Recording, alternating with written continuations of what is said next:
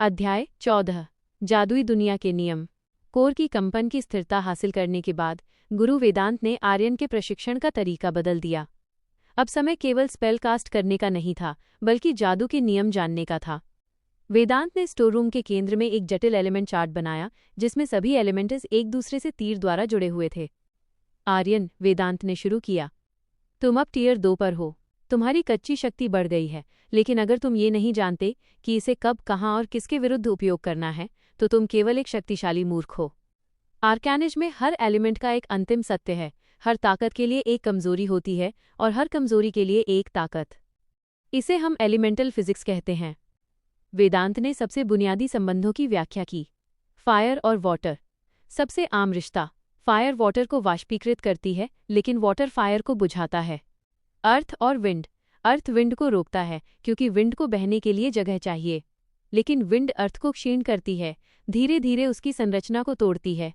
Lightning और water. Lightning water को बाधित करती है और उसे बिजली का सुचालक बना देती है, जिससे लाइटनिंग और तेज फैलती है। फायर और अर्थ। अर्थ फायर को अवरुद्ध करती है और उसका दम घोंटती है, लेकिन अत्यधिक फायर अर्थ को पिघलाकर लावा में बदल सकती है। आर्यन, जिसका वैज्ञानिक मन था, इन नियमों को भौतिकी के समीकरणों की तरह समझने लगा। यह केवल अंधा जादू नहीं था, ये ऊर्जा का संतुलित खेल था। जब बात आर्यन के डुअल कोर की आई, तो वेदांत ने चार्ट पर एक विशेष वृत्त खींचा, जिसमें फायर और विंड दोनों थे। तुम्हारा कोर अद्वितीय क्यों है? क्योंकि तुम दो ऐसी शक्तियां इस्तेमाल करते हो जो एक दूसरे को पूरक करती हैं। विंड फायर को तेज करती है और फायर विंड को गर्म करती है। तुम्हारी सबसे बड़ी ताकत तुम्हारा संयोजन है।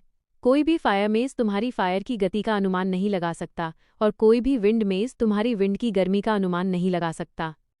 लेकिन वेदांत ने तुरंत उसकी सबसे बड़ी कमजोरी पर भी इशारा किया।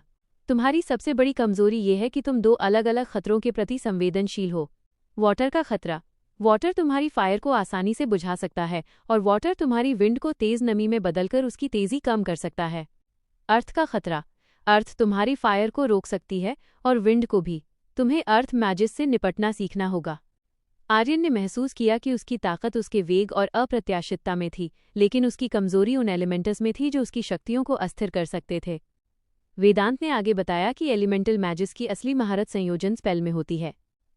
एक लाइटनिंग मेज को पता होता है कि अपने एलिमेंट को कब वाटर के साथ मिलाकर अत्यधिक विनाश पैदा करना है।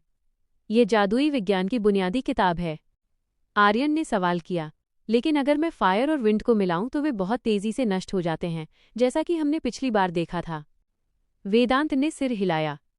हाँ, इसलिए तुम उन्हें अंतिम पल तक अलग रखोगे और केवल टक्कर के लिए मिलाओगे। तुम्हें ये अभ्यास करना होगा कि विंड को एक ढाल के रूप में उपयोग करें और फायर को उस ढाल के पीछे छिपाकर रखें।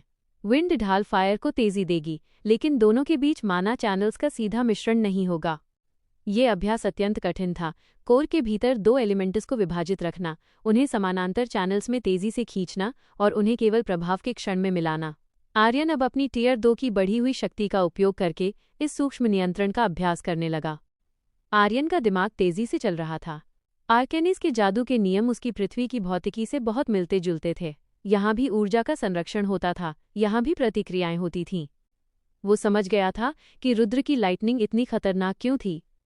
लाइटनिंग हमेशा तेज होती है, लेकिन अगर वो विंड के साथ मिलकर आती है तो उसकी गति दुगुनी हो जाती है।